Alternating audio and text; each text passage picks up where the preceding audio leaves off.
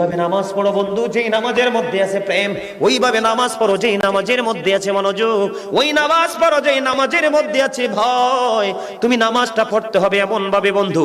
একজন নামাজে দাঁড়ালেন, বন্ধুরে আমার, নামাজে যখন তিনি দাঁড়ালেন, দাঁড়ানোর পরে তিনি বলতেছেন, আমি নামাজটা এমন ভাবে পড়তে চাই। কিভাবে পড়ি?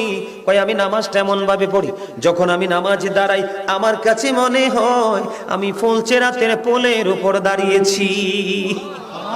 একটু যদি নড়বড় হয় আমি জাহান্নামে নিক্ষিপ্ত হব। তার মানে হলো আমি এতটাই মনোযোগের সাথে নামাজ পড়েছি যেন আমার নামাজটা বিন্দু পরিমাণ কোনো আংশিকভাবে যেন অগ্রহণযোগ্য বলে আল্লাহর কাছে গৃহীত না হয়। তিনি বলতেছেন, আমার কাছে মনে হয় রে, এটা আমার জীবনের শেষ নামাজ। আমি এতটা ভয়, এতটা আতঙ্ক নিয়ে, এতটা তাকওয়া নিয়ে নামাজ পড়ি। আমার কাছে মনে হয় আমার পিছনে যেন আজরাইল দাঁড়িয়ে আছে, ডানে বামে